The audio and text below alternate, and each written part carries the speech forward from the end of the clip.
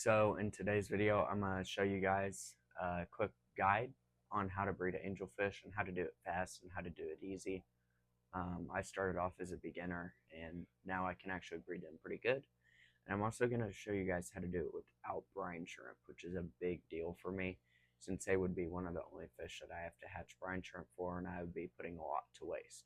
So I don't use brine shrimp for this, and I want to show you guys how to do that as well. So right here, as you can see, I have a breeding slate, two angelfish, obviously, a little 25-watt heater, um, breeder box, an air stone right here. This is a Flueville breeder box. Just a cheap light. I'll leave links to everything in the description as well. And then at the back of my breeding slate, I actually have a rock weighing down the breeding slate because that filter is actually strong enough to pull the breeding slate closer to it. And you guys can't really see it too well, but right there I do have a little potted plant, and it's still growing. It's really small, but it does help take some of that bio load off the tank. I do bi-weekly water changes at 20%. I do have that sponge filter set pretty high, and I just clean the glass. It's not always as clear. Sometimes there's algae on there. Don't worry, that's not a bad thing. That is fish food, and it is taking some of that bio load off. I used to have some ram's horn snails in here. I got rid of them because they always ate the eggs. And the parents will eat the eggs as soon as they get hungry. But usually I catch it before. It takes them about 4 or 5 hours to eat the eggs. And I'm pretty good at catching it. So the first thing I feed is frozen bloodworms. I feed a fourth of a cube per day. And then I also feed some Tetramix over here, and I feed that once a day, once in the morning if I can, or once in the afternoon, and then bloodworms always at night at the same time, about 10 o'clock. And then I have something that I just learned about. It's called fry powder, and you can buy this on Amazon, and it is a miracle. It's smaller than brine shrimp, and it's also cheaper and easier. All you have to do is get it wet and take a turkey baster and direct it where you want it to go. You suck it up inside of the turkey baster, and then you just kind of squirt it out. It's pretty easy to use. If you guys want me to make a video on how to feed that, just let me know in the comments and I can do that. Overall, it's not too hard to hatch angelfish babies as long as you have a breeder box with a powerful air stone. As you can see, I do have that air stone in there kind of getting water flow moving around because you do need a lot of water flow so they don't turn white. As you can see, I do have a lot of white ones in there, but I have about 40 babies as well out of a batch of 200, and that isn't bad. I also have a couple growing up right now, but that batch of eggs that I have the ones growing up from, that was their second batch of eggs, these angelfish. So there's only about 10 babies.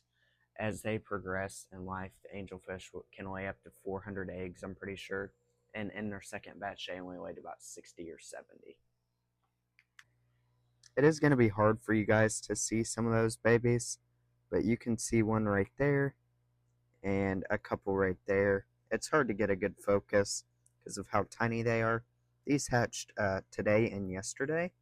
I've been trying to get all these eggs out, but some are still hatching, so I don't want to clear out all the eggs. You can see the darker spots are babies, and then the white spots are eggs. Some non-fertile, some are fertile, and they're just about to hatch. I did watch a couple hatch, which was pretty cool. So now we're going to go over kind of the raising process. So they get laid on the breeding slate. The parents will eat them if I leave the eggs in there too long, so I suck them up and put them in a breeder box. After I put them in the breeder box, it takes them 2 to 3 days to hatch, depending on temperature, airflow, a bunch of other stuff. Really does just depend. And after that, they are little wigglers for, I think, my experience, 4 or 5 days. and that's where they kind of feed off the egg sac. They don't really eat much. Um, as soon as they are free swimming, I throw a couple plants in there so they have something to hide in. But until then, I don't want them to get stuck in there or for the plants to kind of mess up the airflow that I have going on and block some areas from as much airflow. So I don't put plants in there until they're free swimming.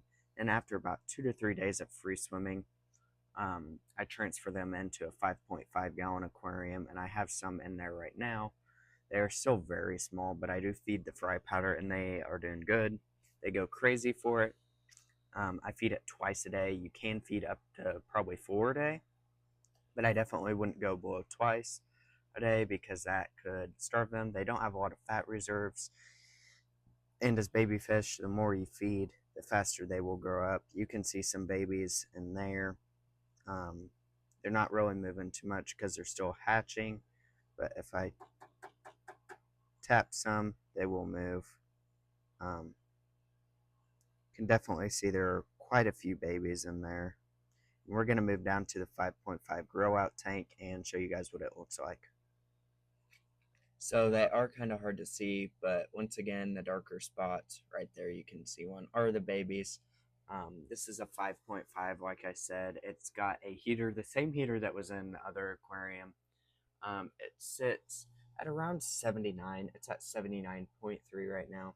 I have a sponge filter in there, best kind of filter for babies, and nothing really complicated. I do have plants in there, and I don't have a lot of light on them. As you can see, my shrimp tanks, they do have more light, but these, they're kind of just medium light, just enough to keep the plants alive, because I don't want to stress those babies out. It's all about stress and trying to keep them calm, and that is always going to help them stay alive longer.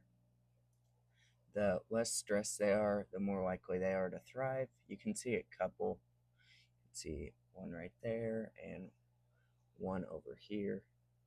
I think there's about 10 in this tank. Like I said, um, as angelfish grow and mature, they lay more and more and more eggs. And this was only the second batch, so they didn't lay a lot of eggs. However, these babies are doing great. They're getting bigger. You have to let them grow out for about 2 months before they're sellable. And I would let them grow to the size of a $50 coin before I sell mine. And I'll probably get $5 to $10 a piece for them, depending on where I sell them and how many I sell at a time.